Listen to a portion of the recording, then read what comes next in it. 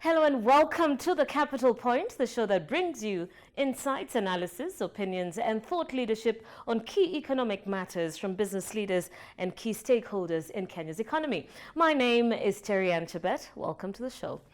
Now, there is a wide consensus that Kenya's banking industry is on a growth trajectory. The last few months have seen some big changes, mergers and acquisitions that are set to affect the industry as analysts continue to study the small bank, big bank dichotomy. Now, for banks, both locally and globally, the transformation into more strategically focused, technologically modern, and operationally agile institutions will ensure banks remain dominant in a rapidly evolving ecosystem. Banks are now grappling with multiple challenges, complex regulations, legacy systems, disruptive models, and technology such as fintech. There's new competitors, and of course, a consumer base or a customer base that is constantly demanding more and better. Let's have a look at the banking industry from some key data and what that data is telling us. First, we'll look at it from a historical perspective, and we'll look at the beginning of banking in Kenya in 1886.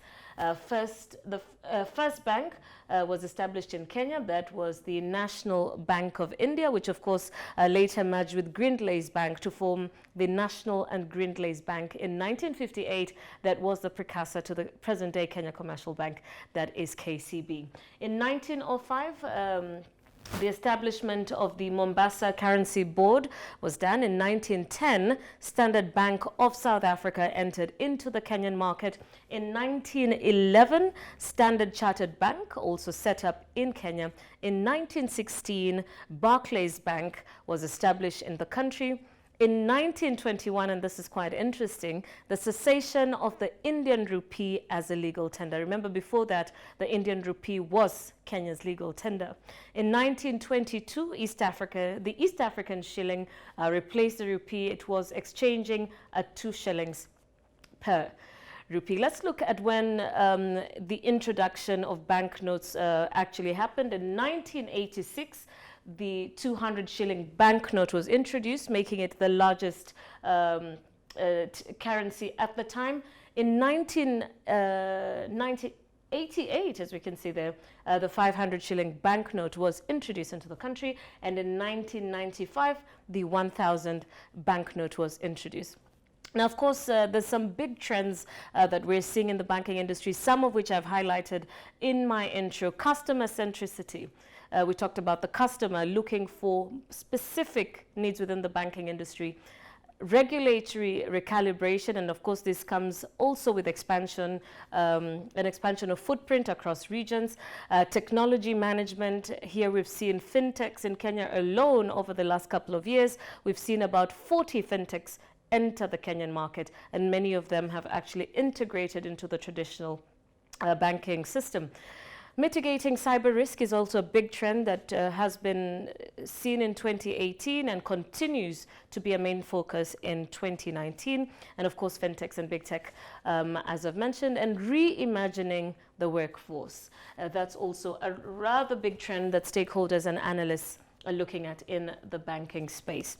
Let's look at loans and advances within the banking space. The amount of outstanding loans and advances by the banking industry as at the end of 2018 was 2.5 trillion shillings. That's an equivalent of about 52% of the economy's real GDP. Of course, this points to how the banking industry is so intricately intertwined with our broader economy. Let's look at the total income from the banking industry, which grew by 3.3% in 2018, a reversal of the previous year's 4.8% decline. Now, while that is a positive development, the rate is well below the double-digit levels seen during the 2014 and 2016 period. And of course, the increase in income during this particular period was largely attributed to an increase in interest in government securities. That was at about 15.68%, with the biggest contribution in increase, of course, being among the Tier 1 banks. And in a bit, when we sit down with our analyst, Bidha Mwema, she'll be giving us a brief look about how government securities have impacted the banking industry and why banks have preferred to actually lend to government and not the SME or the personal consumer. Now, the reversal of the 2017 decline was noticeable amongst the Tier 3 banks, whose rate of growth was well above the other two tiers. Let's look at Islamic banking, because our main guest for today is actually Peter Macau. He's the CEO of Dubai Islamic Bank. They've just launched their 5th branch in Isili this week, and we'll have him in studio just to take us through exactly what the strategy is. Of course, Sharia banking was introduced in the country just about 10 years ago. We have a number of banks within that space currently.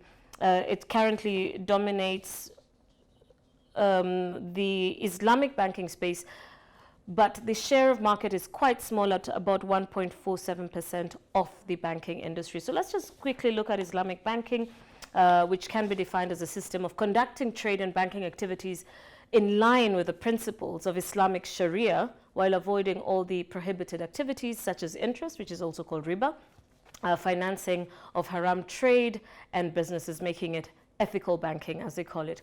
Islamic banking is a system of trade where goods and services are sold and capital is invested by taking the risk to earn profit. That's other than interest, which most banks, of course, regular commercial banks rely on. The concept involves the commercial bank and the customer jointly agreeing to pursue a business venture where the bank provides finances and the customer provides personal experience and time in running the business. And the profits that are realized are shared between the bank and the customer in a predetermined ratio. Also interesting to note, Islamic banking is not limited to customers who profess the Muslim faith. Only non-Muslim customers are also allowed to take advantage of the product and grow their businesses or their ventures. Well, we'll take a break now, and when we return, we'll be sitting down with a key guest, Peter Macau. He's the CEO and Managing Director of DIB Bank Kenya. Don't go too far. We'll be back with more.